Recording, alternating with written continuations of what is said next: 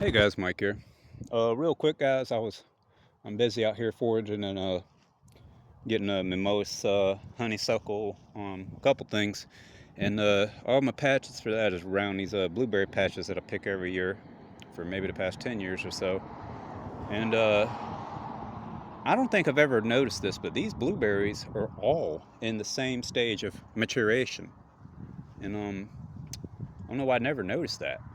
And they're very, very green and grayish color, as opposed to being a deep blue, like a dark navy blue. So we got there goes a honeysuckle, which is what I was mainly picking. I really love the smell of honeysuckle mixed with magnolia. But anyway, so I'm on the side of the highway. Y'all can figure it out, I guess, if y'all are good at whatever computer, Google Maps stuff.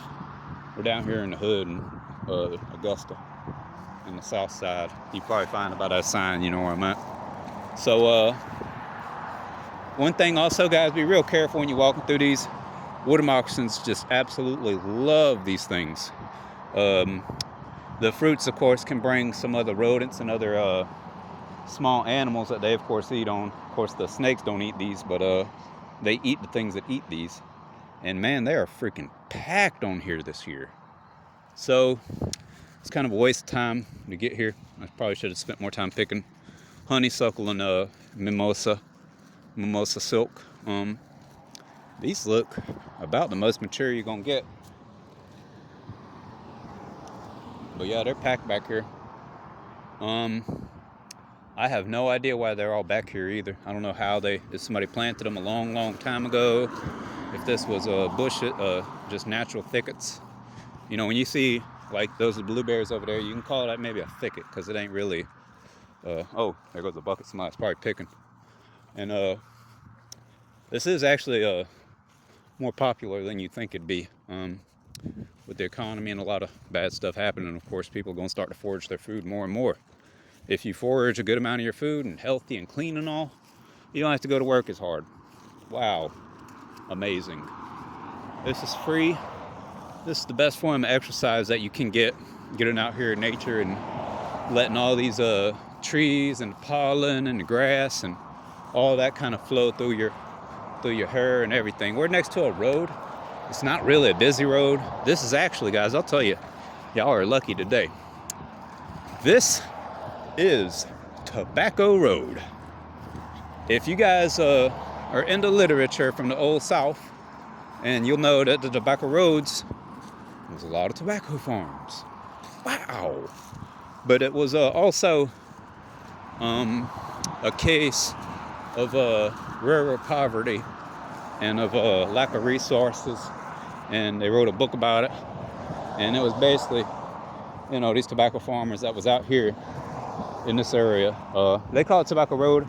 There wasn't too much tobacco I know grown directly on the road. It was simply tons of tobacco plants and plantations in this area. And they would catch a small little railroad that would take it downtown Augusta, and then from downtown Augusta, right there where James Oglethorpe statue is, if you walk about 800 feet towards the river, straight towards the river, that's where we're on it's called Cotton Lane actually, and you'll see where all of the tobacco that was grown here and then exported all over the world. It's what ran the economy of the South, cash crop of tobacco, cotton, peanuts, mainly cotton and tobacco in the beginning. In the very early part, tobacco. Cotton came around later with mechanical inventions and such. Eli Whitney, who invented the cottage gin in Rocky Creek, Georgia, which ain't far from here either.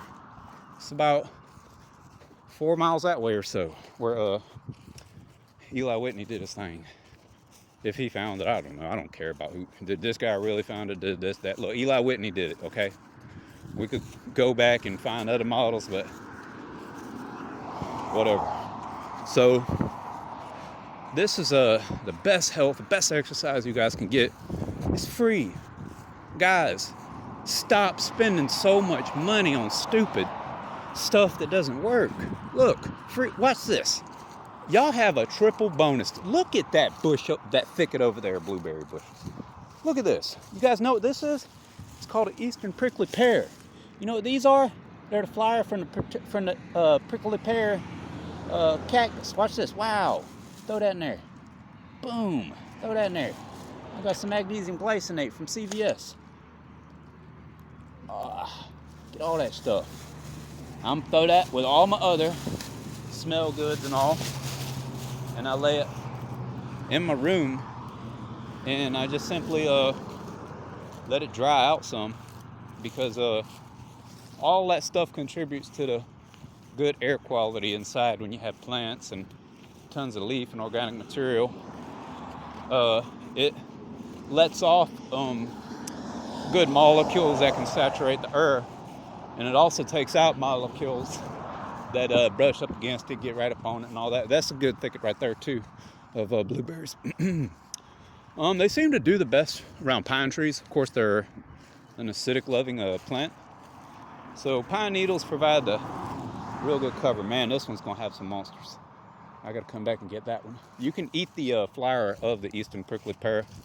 It's somewhat of a delicacy. I think maybe only the only group of people that kind of do that is country people, of course, and Mexican people. A lot of Mexican people eat that. They'll eat rose petals. They'll eat dandelion flowers. They got a lot of stuff over there. That's, you know, we really share a very, very similar culture. The rednecks of Georgia and the deep south, and the cowboys and the farmers of Mexico. When I was little, we had plenty of land growing, crops and such, and we of course we had to go pick labor up, so we would oh, and these are fake roses, by the way, y'all. Don't get tripped up by them. Don't get confused, guys. Those are the fake ones. They're not that good for medicinal purposes at all. You want a good old classic rose, or you can get you a wild one like the Selma sisters and all that. Them is some really good ones. More blueberry thickets. I'm trying to tell you guys, you come back here with a 5-gallon bucket, 55-gallon drum, man. You could pack up all that stuff, freeze it for the winter. That's what I do. Unluckily, we got caught in a storm, and it knocked the power out, and all my freaking blackberries. I had enough blackberries to last maybe a year or two. I think that's milk thistle or whatever right there. So I don't have a lot of them stocked away yet. These blueberries and these blackberries that you'll get from these woods right here is they're so good for you. It's no comparison. The all these organic, or the Trader Joe's wild organic, this and that. When I eat these as opposed to them, I can feel the boost in the antioxidants and the taste, and it gives me a good bit of energy. It's almost like a shot of vitamin B and C, and taking some carnitine and some couple things to get you up, magnesium glycinate and such.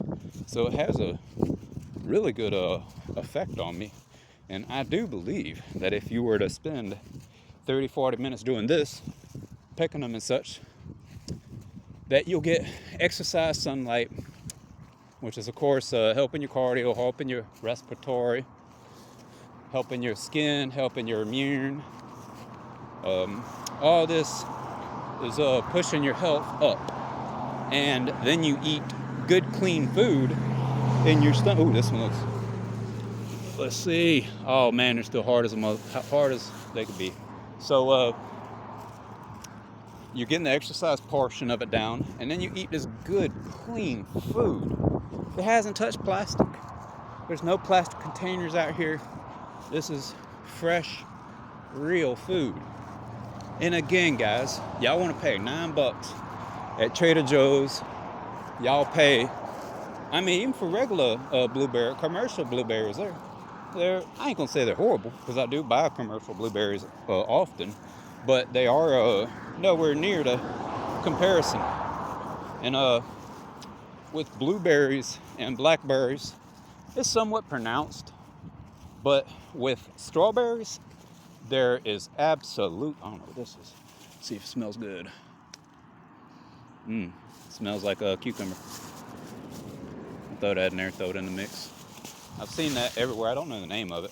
There goes another one. It's a pretty little purple flower. It's real strong for the bees and all. I'll go home and see what it is.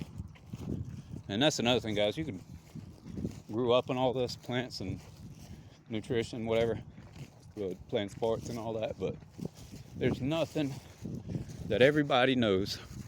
And every single time I come to the woods, every time, usually multiple times within a single trek, I learn some more stuff, and I see some stuff that I thought was wrong or different. So you're always learning with this, and you need a deep base of experience to draw upon, because the contemporary knowledge or whatever might have actually moved away from the truth. So if you have experience with all these plants and such, and you see something that's contradictory to what you learned and grew up with, you'll put that under a heavy critique, and hopefully you'll make it a little bit better. So that's pretty much it for today, guys. I'm gonna be crossing this friggin' road right here. And like I said, that's a good little thing for y'all. I hope y'all have a great day and all that. Thank you. Bye.